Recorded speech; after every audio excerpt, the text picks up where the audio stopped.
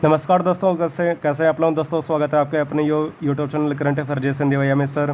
दोस्तों जैसे कि आपको पता कि यहाँ पे पॉलिटिक्स की सीरीज चल रही है, तो सीरीज आज यहाँ पे जो सीरीज नंबर 17 है उसके बारे में हम लोग अध्ययन करेंगे। तो दोस्तों चलिए बिना देर किए हुए आज की जो क्लासेस को आरंभ करते हैं। दोस्तों सबसे पहले क्वेश्चन ये करेंगे, विश्व में सबसे पहले किस देश का संविधान लागू किया गया। तो सबसे पहले किस देश का संविधान लागू हुआ, अमेरिका का। ठीक है, और जो अमेरिका इसका संविधान कब लागू हुआ, तो 1789 में। ओके दोस्तों, जैसे कि पिछले क्लास में मैंने आपको बताया था कि जो अमेरिका है, ठीक है, तो इसके संविधान में इसका जो संविधान है वो सबसे छोटा संविधान है कि इसके संविधान में केवल 7 अनुच्छेद हैं। ओके दोस्तों, फिर ऑस्ट्रेलिया का संविधान किस वर्ष लागू किया गया है, तो ऑस्ट्रेलिया का जो संविधान है वो 1901 में लागू किया गया।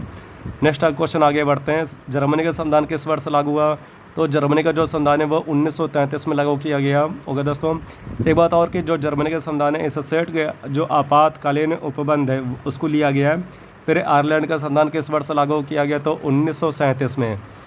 1937 में, ठीक है, यहाँ पे जो आयरलैंड है उसका संविधान लागू किया गया। फिर भारतीय संविधान है, मतलब कि जो भारतीय संविधान है इसका प्रारूप कैसा है, मतलब इसका स्वभाव कैसा है, तो ये अंशतः, देखिए यहाँ पे ये क्वेश्चन काफ़ी ज़्यादा एमपी है। अंशतः कठोर, मतलब कि ठीक है पूरी तरह से कठोर नहीं, अंशतः कठोर व अंशतः लचीला। ओके दोस्तों, ये इसका ठीक है मतलब कि स्वभाव है, मतलब कि जो हमारा भारतीय संविधान है कठोर इसलिए क्योंकि अगर कोई भी व्यक्ति किसी भी प्रकार का अपराध करता है तो उसको कठोर से कठोर जो सज़ा वो दी जा सकती है।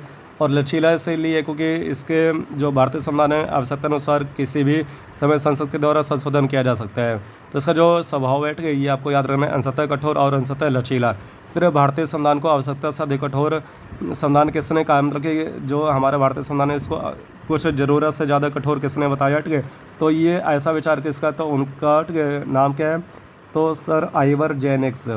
Sir Ivor Jennings. ओके दोस्तों, ये प्रसिद्ध ठीक है अपने जो भारतीय संविधान है उसके बारे में इन्होंने अपने विचार रखे हैं, सर आइवर जेनिक्स ने। ओके दोस्तों, फिर भारतीय संविधान में एकल नागरिकता कहाँ से ली गई है, तो ये एकल जो नागरिकता है ये ब्रिटेन के संविधान से ली गई है। देखिए यहाँ पे जो शब्द है कि एकल नागरिकता है, इसका अर्थ है कि ठीक है हम लोग को जो नागरिकता मिली है वो केवल भारत के मिली, ना कि किसी राज्य के। अब जैसे कि अगर हम ठीक है यूपी के निवासी है तो हम ये नहीं कहें कि हम यूपी के भी नागरिक है और भारत के भी नागरिक, ऐसा नहीं है।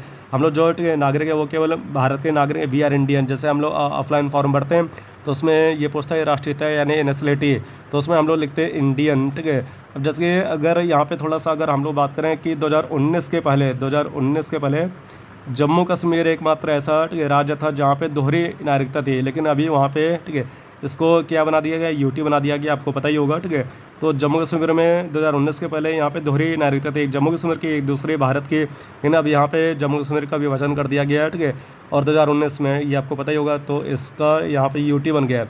तो अभी यहाँ पे भारत के जितने भी राज्य क्षेत्र हैं या यूटी है, ठीक है, तो उन सभी में केवल एकल नागरिकता, और ये जो प्रावधान है ये किस देश से लिया गया, ब्रिटेन से लिया गया है। फिर एकल नागरिकता का उल्लेख संविधान के किस भाग और अनुच्छेद में किया गया है, तो यहाँ पे आपसे भाग और अनुच्छेद पूछ रहा है, तो भाग कौन सा होगा, भाग 2 है। ओके दोस्तों, भाग 2 और अनुच्छेद कहाँ से कहाँ तक, 5 से 11 तक। 5 से 11 तक हमारा जो एकल नागरिकता से सिंगल सिटीजनशिप, और भाग 2 में इसका उल्लेख किया गया है। ये अगर कोई व्यक्ति लगातार 7 वर्ष तक भारत के बाहर रहता है, ठीक है, तो उसकी जो भारतीय नागरिकता है वो स्वतः समाप्त हो जाएगी। और भी कई ऐसे माध्यम है जो आगे आपको क्लास में बताऊंगा। फिर लोकसभा के सामग्रिक रूप से कौन उत्तरदायी होता है, यानी ऐसा कौन सा ठीक है सरकार का अंग है जो सामूहिक रूप से लोकसभा के प्रति उत्तरदायी होता है, ठीक है, तो उसका नाम क्या है, केंद्रीय मंत्रिमंडल। केंद्रीय मंत्रिमंडल। देखिए ये क्वेश्चन 2 टाइप से पूछ सकते हैं यहाँ पे, तो फिलहाल ठीक है लोकसभा पूछा, अगर यहाँ पे शब्द हो जाए विधानसभा के प्रति सामूहिक रूप से कौन उत्तरदायी होता है, तो अगर यहाँ पे आए कि विधानसभा के, तो राज्य मंत्रिमंडल हो जाएगा। ओके दोस्तों, और ऐसा कौन सा अनुच्छेद में कहा गया, तो अनुच्छेद होगा 75 का 3। जो केंद्रीय मंत्रिमंडल है सामूहिक रूप से लोकसभा के प्रति उत्तरदायी होते हैं, ठीक है, और ये जो प्रावधान है किस देश से लिया गया है, तो ये ठीक है आपके ब्रिटेन के संविधान से लिया गया है। नेक्स्ट आगे बढ़ते हैं, संविधान में राज्य के नीति निर्देशक तत्व, जैसे हम लोग DPSP बोलते हैं, directive principle of state policy, तो ये किस देश के संविधान से लिया गया है, तो ये आयरलैंड के संविधान से लिया गया है।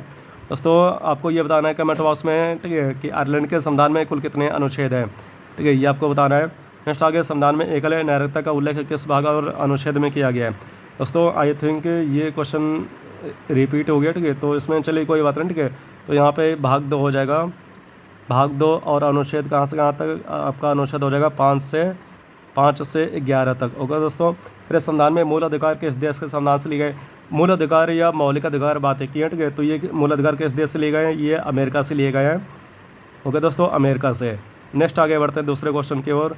फिर मूल अधिकार का उल्लेख संविधान के किस भाग और किस अनुच्छेद में किया गया है? तो यहाँ पे भाग और आपसे अनुच्छेद पूछ रहा है तो भाग 3 होगा, भाग 3 है। ओके दोस्तों, ठीक है, भाग 3। और यहाँ पे जो अनुच्छेद हो गया वो 12 से 35 तक है, 12 से 35। नेक्स्ट आगे बढ़ते हैं। वर्तमान में मूल अधिकारों की संख्या कितनी है? तो यहाँ पे जो वर्तमान में मूल अधिकार है वो उनकी संख्या कितनी है? 6 है। इन जो मूल अधिकार लिए गए थे, ठीक है, अमेरिका के संविधान से, तो उनकी संख्या कितनी थी? 7 थी। लेकिन यहाँ पे जो 7वां मूल अधिकार है संपत्ति का, ठीक है, इसको हटा दिया गया, संपत्ति के मूल अधिकार को हटा दिया गया, ठीक है। तो यहाँ पे जो हमारा 7वां मूल अधिकार था, 7वां मूल अधिकार जिसका उल्लेख अनुच्छेद 31 में था, कौन सा अनुच्छेद में? 31 में था, ठीक है। तो इसको हटा दिया गया है। जैसे हम लोग अगर मूल अधिकार पढ़ेंगे तो, ठीक है, 30 के बाद आपका 31 नहीं आएगा, 30 के बाद 31 नहीं, सीधा 32 आ गया। 32 में संवैधानिक उपचारों का अधिकार का उल्लेख किया गया है। फिर भारतीय संविधान में संपत्ति के मूल अधिकारों को कब हटाया गया? मतलब ये जो संपत्ति का मूल अधिकार है इसको कब हटाया गया? तो यहाँ पे इसके लिए एक संविधान संशोधन किया गया, 44वां संविधान संशोधन, 44वां संविधान संशोधन। और ये कब हुआ था? 1978 में। तो इसके माध्यम से जो संपत्ति का मूल अधिकार है उसको हटा के अनुच्छेद 300A या 300 का में जोड़ दिया गया है, ठीक है। और जो यहाँ पे संपत्ति का अधिकार है ये वर्तमान में कैसा अधिकार बन गया? ये कानूनी या विधिक अधिकार बन गया, अब ये मूल अधिकार नहीं है।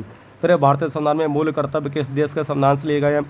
देखिए यहाँ पे मूल कर्तव्य ऊपर मूल अधिकार था, तो दोनों में आपको कन्फ्यूजन नहीं होना है। मूल कर्तव्य को शॉर्ट में हम लोग FD बोलते हैं। FD का अर्थ यानी कि फिक्स्ड डिपॉजिट, ऐसा नहीं है। FD का अर्थ है कि फंडामेंटल ड्यूटीज, जो हमारे मौलिक कर्तव्य भी होते हैं एक तरह से, ठीक है। तो ये किस देश के संविधान से लिए गए? तो ये रूस के संविधान से लिए गए हैं, रूस के संविधान से। होगा दोस्तों। फिर नेक्स्ट है क्वेश्चन आपका, वर्तमान में और आरंभ में मूल कर्तव्य की संख्या कितनी थी? तो जब ये रूस के संविधान से लिए गए तो उस समय इनकी संख्या 10 थी, लेकिन अभी कितनी? 11। 11वां जो मौलिक कर्तव्य है, ठीक है, ये 86वां संविधान संशोधन, 86वां संविधान संशोधन हुआ था। और ये कब हुआ था? 2002 में हुआ था। तो इसको जो हमारा 11वां मूल कर्तव्य है इसको जोड़ा गया 86वां संविधान संशोधन 2002 के माध्यम से। और यह है क्या कि सभी माता पिता का कर्तव्य कि अपने 6 से 14 वर्ष के जो बालक हैं उनको अनिवार्य और प्रारंभिक शिक्षा दिलाई। ये ठीक है 86 जो कॉन्स्टिट्यूशनल अमेंडमेंट है 2002 में जोड़ा गया, ये 11वां मौलिक कर्तव्य है। फिर मूल कर्तव्य को जोड़ने के लिए किस समिति का गठन किया गया? तो यहाँ पे समिति का नाम पूछ रहा है, तो सरदार स्वर्ण सिंह समिति। देखिए ये क्वेश्चन कई बार एग्जाम में आया है, ठीक है। सरदार स्वर्ण सिंह समिति का गठन किया गया था। इन्हीं की सिफारिश पर या इन्हीं के सुझाव पर मूल कर्तव्य को भारतीय संविधान में जोड़ा गया। और ये किस देश से लिए गए? तो अमेरिका के संविधान से लिए गए। फिर संविधान में मूल कर्तव्य किस संविधान संशोधन द्वारा जोड़े गए?